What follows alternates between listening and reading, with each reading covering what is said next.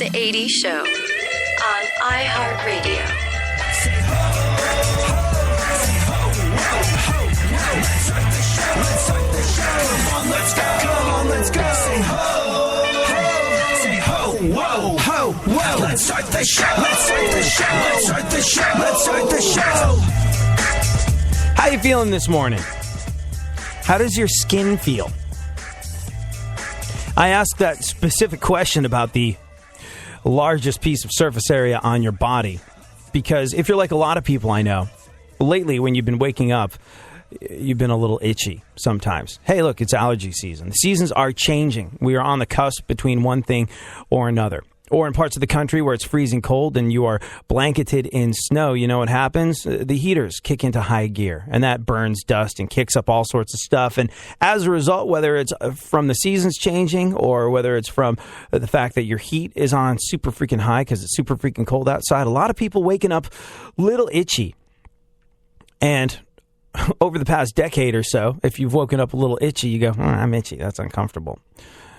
Now, when you wake up itchy, when you notice any kind of blotchiness on your skin, when you see any kind of discoloration whatsoever, you go, oh, God, is it the beginning of the measles? Did I have a vaccination? I don't remember. I think I did. I mean, why wouldn't I have been vaccinated? It was the 80s. Yeah. So why has this long since dead killed by vaccination disease resurfaced with a vengeance in this day and age?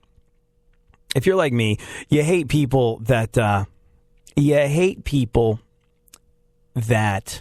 generalize. I hate generalizations. I think they're a sign of idiocy. I think they're one of the worst things on the face of the planet. My least favorite expression when used to describe a person is typical. Typical Republican, typical liberal, typical Obama voter. Hate that. We're individuals. We're people. And we live in a society that does not celebrate the individual. America is a great place, but also thrives on people that are joiners. So, typically speaking, though, if you were raised in the 80s or 90s, you got vaccinated.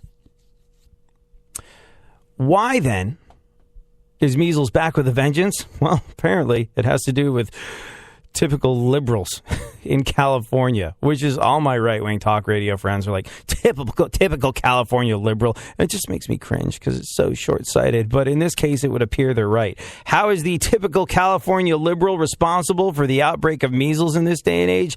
We'll get to that later. But let's talk for a second about you. Beyond the itchiness, beyond the concern of measles, beyond the concern of your kids getting measles, how are things going? How are you making your way in this world? Hopefully, if you're the type of person I think listens to this show, then you're the type of person with some goals, some hopes, some dreams, some aspirations. And you probably have the work ethic and the get-go and the gumption to achieve a lot of these hopes, goals, dreams, aspirations, whatever the hell you want to call them. But let me ask you this. How are things right now? I don't know about you, but I'm never happy with the status quo. The moment I achieve something, it becomes pretty boring. I want to move on to something else. I want to learn. I want to keep moving. I want to keep growing. I keep moving the goalposts back in life. And if you're like me, if you tend to move the goalposts further and further back every time you achieve something, well, that's great, because it means you're unsatisfied. And people that are unsatisfied tend to grow. It's fantastic for you. But it's important to remember that while you're growing, while you're enjoying that sense of irritated dissatisfaction that drives us to do and be more, it's important to remember that if you're the type of person that keeps moving the goalpost further and further back, you're never going to get there. And if you're predicating your happiness on getting to those goalposts, well, where do you think that puts you on a day-to-day basis? Not in that great of a place.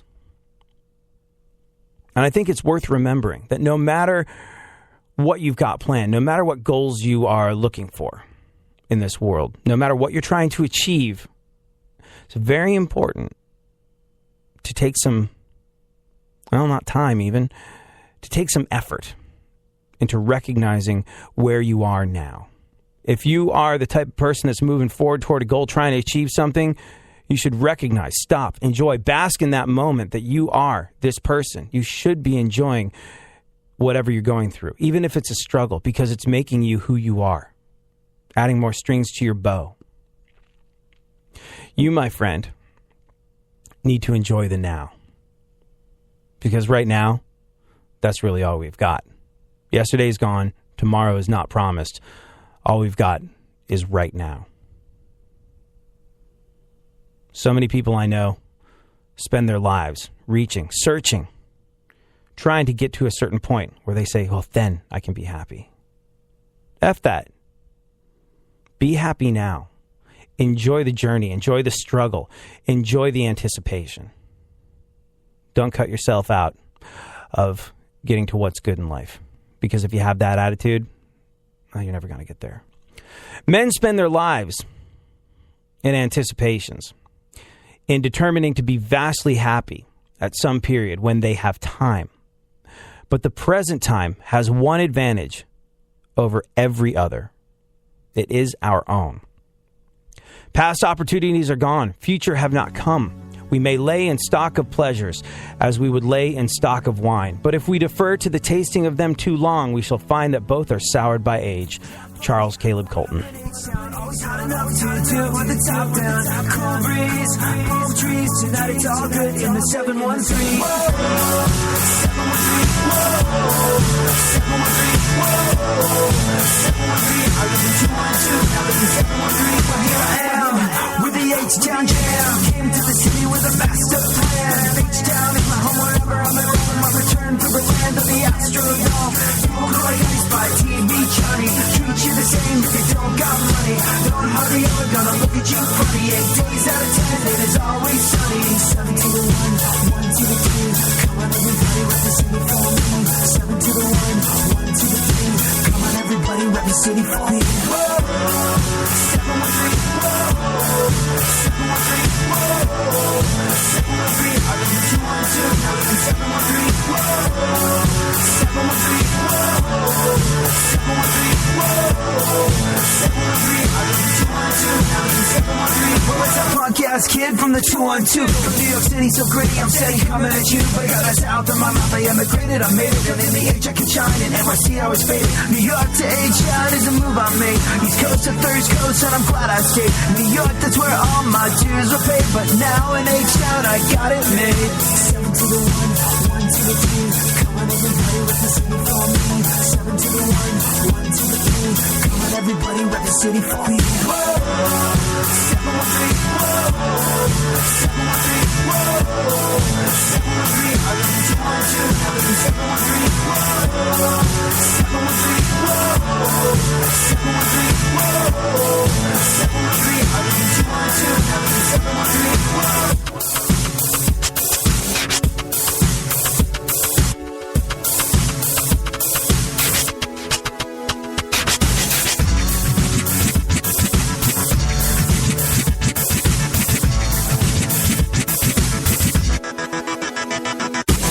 To the 1, 1 to the 3. Come on, everybody, rep the city for me. 7 to the 1, 1 to the 3. Come on, everybody, rep the city for me. Whoa, 7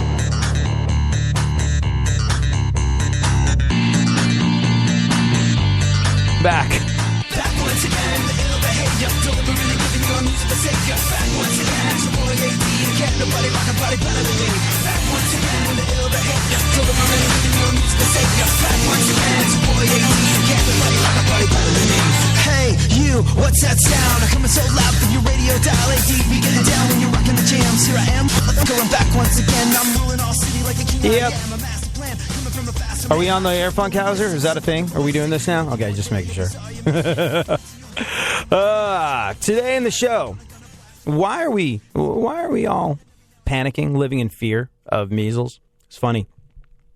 There's a sales chick that works in the building, and I was like, "How's it going?" She's like, yeah, a little tense at the moment." I was like, "Why?" She's like, "Well, all right, my kid has been vaccinated for measles. Got a kid, got a baby. But he's going to this school, and not every child there has been vaccinated for measles. And apparently, even if you've got a vaccination, you can still be a carrier of measles. In the meantime, the baby's not old enough to have been vaccinated, so she's got a kid going to a school where some of the other kids may not have been vaccinated. I think there's been one reported case of measles. The child that has been vaccinated could carry measles back home and give it to her unvaccinated as yet baby, because you don't vaccinate a kid until they get to a certain age. So it's a little tense. She's spending a lot of time worrying about this. Why? Why is measles a thing? Why are we concerned over this? Well, generally speaking, there's not one really super convenient scapegoat in these situations, and to speak in sweeping generalizations is not my thing. However, it would appear, and maybe further research will prove this wrong, but it would appear that it is a small section of California liberals that think they know better that has caused this recent outbreak of measles. And we'll get into the whys, hows, and wherefores of that, and how in an especially affluent suburb of Los Angeles, vaccination rates are as low as they are in the Sudan in just a little bit. Right now, though, let's take a look at the events of today in our segment, My Witness News. In no way, shape, or form fair, certainly not balanced. Funkhouser, hey, how are you? B, what is going on in the world? Yeah, I'm doing pretty good. I'm going to see At Midnight tonight. You know that show that's on? Oh, that's a really, really good show. Yeah, I can't wait. How'd you get into that? I went to a website and put my name on it. Oh. Picked the day on the calendar like 2 months ago. Yeah. And boom, bang. Yeah. I don't know who's on it. Like, I guess there's panel. I've only seen it like a couple of times, but I guess there's comedians as a panel, and I didn't recognize any of the comedians, so we'll see what happens. I hope it they're is good. It is a panel of comedians. That's exactly what it is, and it's hilarious. I'm glad you said that, because when I was like, "Oh, how'd you get that?" You're like, "Well, I tried. I went on the internet and figured out how to get it done." There's so many people that don't take that single first step. There's something they want to do, and they don't bother doing that. Funkhouser, you are one of the few who do, as opposed to the many who talk about doing. So let this be a lesson to all of us. You want to do cool stuff? Try and do it. It'll probably happen for you if you put even 5 minutes of effort into it. Good job. Thank you. I went on Google and searched for cool stuff. Really? That's how you came to it? Yeah, pretty much, basically, yeah.